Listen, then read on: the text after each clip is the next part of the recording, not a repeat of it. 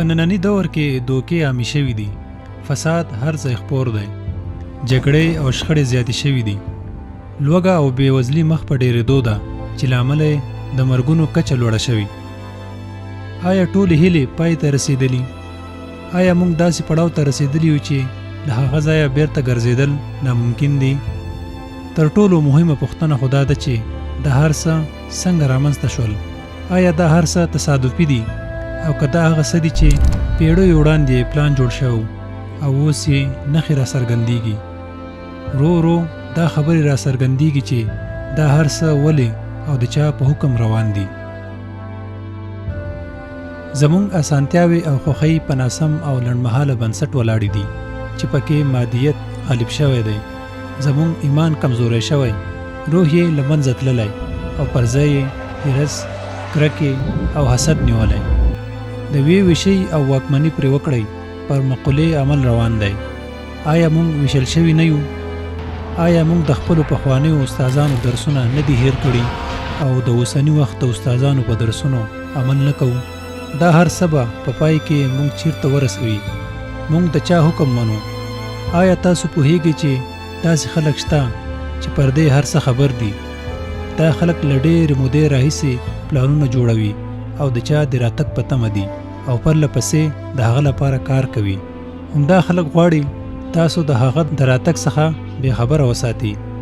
همدوی ستاسو روحونه ګمراه کوي تر څو تاسو د دوی تر کنټرول لاندې پاتې شئ او ان خبر هم نه یاست چې د هغه له راتګ مخکې یو نوی نړیوال نظم چمتو شوی دی.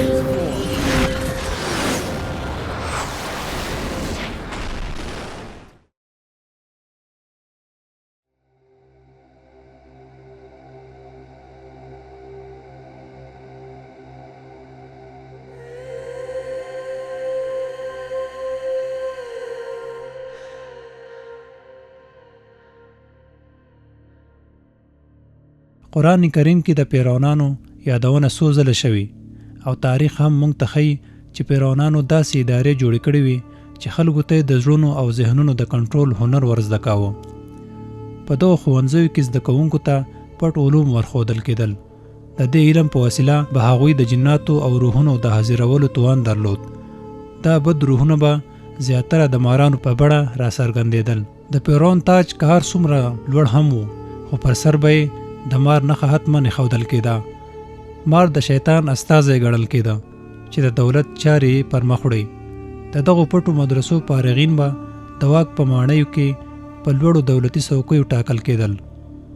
وروسته یو مثلث جوړښت رامنځته شو چې په دې کې دې اشرافي طبقې ته تر ټولو لوړ مقام ورکړل شو.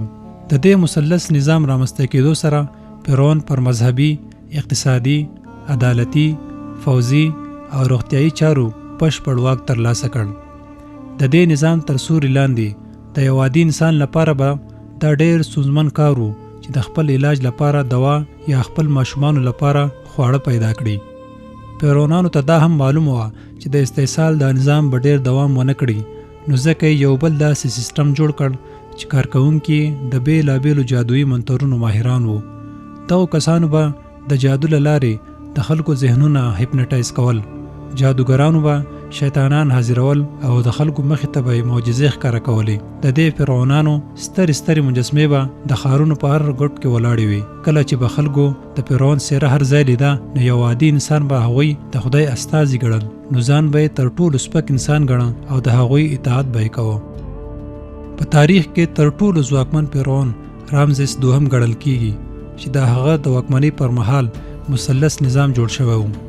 هغه به د خپل سیرې بوتان د غټو مجسمو له لارې په هر ځای کې لګول تر څو ویره او اغیز د خلکو په لاشعور کې ځای ونیسي. د ډیرو اسلامي علماو په اند قرآن کریم کې چې الله تعالی کوم فرعون ته اشاره کړې هغه په حقیقت کې د حضرت موسی علیه السلام د زمانې رامزس دویم و. وروسته راتلونکو واکمنانو همدا فرعون د خپل نسلي کرښې بنسټګر وباله. د نن ورځې د فرعونانو پیروان چې کله د خپل لوړ او اشرافي نسل خبرې کوي په اصل کې دا څرګندوي چې د دوی په رګونو کې د رامزس دویم وینه بهیږي او دوی تر ټولو غوره دي. قرآن کریم د هر زمان او هر مکان لپاره دی.